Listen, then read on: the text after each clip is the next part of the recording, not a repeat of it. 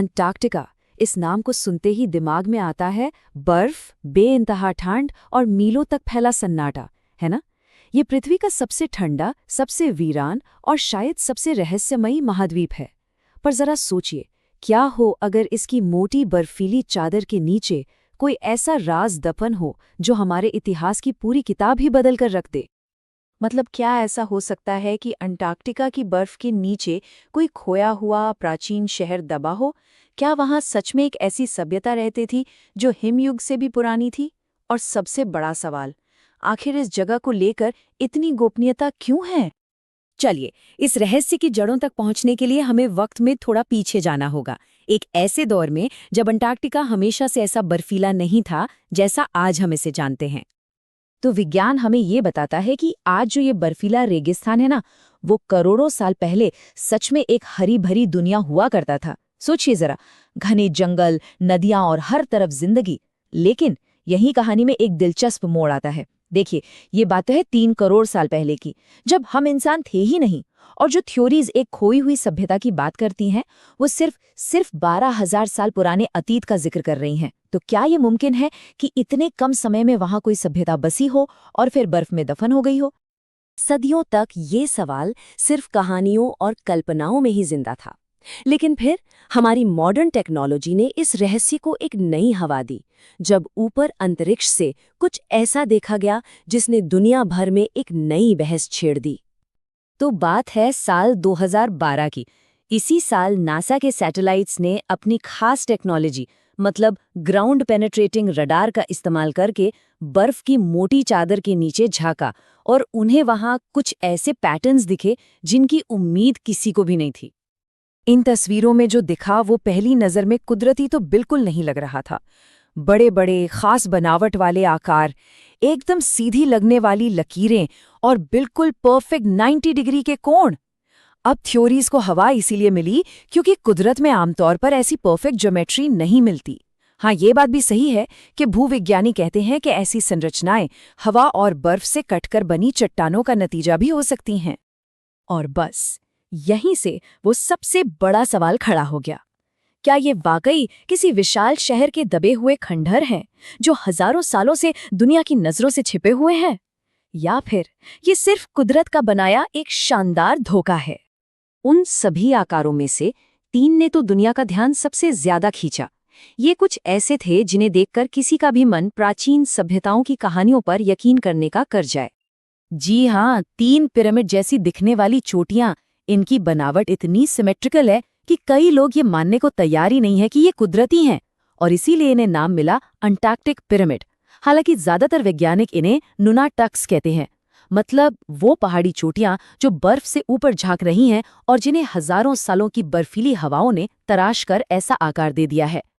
तो सवाल वही है, क्या ये प्राचीन इंजीनियरिंग का कोई ऐसा कमाल है जो मिस्र के पिरामिडों को भी टक्कर दे सकता है, या फिर किसी ऐसी खोई हुई सभ्यता का इशारा जिसके बारे में इतिहास की किताबों में एक लफ्ज भी नहीं लिखा?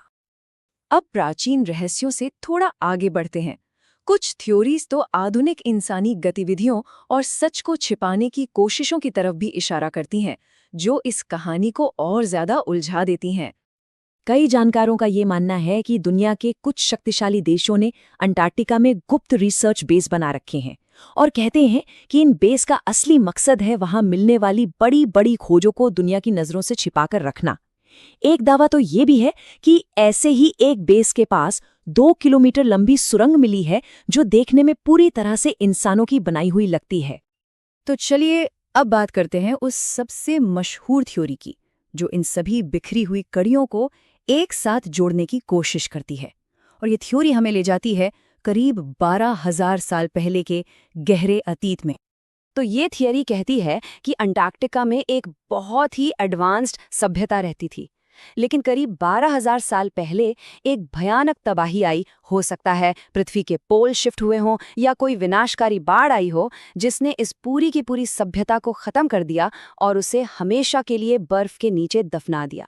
और दिलचस्प बात यह है कि ये समय वैज्ञानिक रूप से ज्ञात यंगर ड्राइस काल से भी मेल खाता है, जब पृथ्वी पर अचानक से भारी ठंड और उथल-पुथल हुई थी। ऐसा माना जाता है कि ये लोग टेक्नोलॉजी में बहुत आगे थे। उन्हें पत्थर काटने की वैसी ही शानदार कला आती थी जैसी हमें इंका और मिस्र की सभ्यताओं में दिखती है। वो ऊर्जा के स्रोतों का इस्तेमाल करना जानते थे और शायद खगोल विज्ञान यानी एस्ट्रोनॉमी का भी उन्हें गहरा ज्ञान था।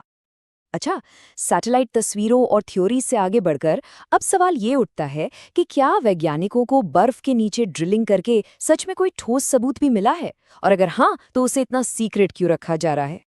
अब दावों की माने तो बर्फ में की गई वैज्ञानिक ड्रिलिंग के दौरान कुछ बहुत ही चौंकाने वाली चीजें मिली हैं, जैसे अजीब और अप्राकृतिक आकार वाले पत्थर, ऐसी बनावटें जिनमें एक साफ और बार बार दोहराया जाने वाला पैटर्न था, और यहाँ तक कि कील जैसी दिखने वाली प्राचीन धातु की चीजें भी। हालांकि एक बात साफ कर दें कि इन दावों का कोई भी पुख्ता सबूत पब्लिक में मौजूद नहीं है। एक बात जो बार बार कही जाती है वो ये है कि इन खोजों ने वैज्ञानिकों को भी हैरान कर दिया है, लेकिन ऑफिशियल जानकारी को कभी भी पब्लिक नहीं किया जाता।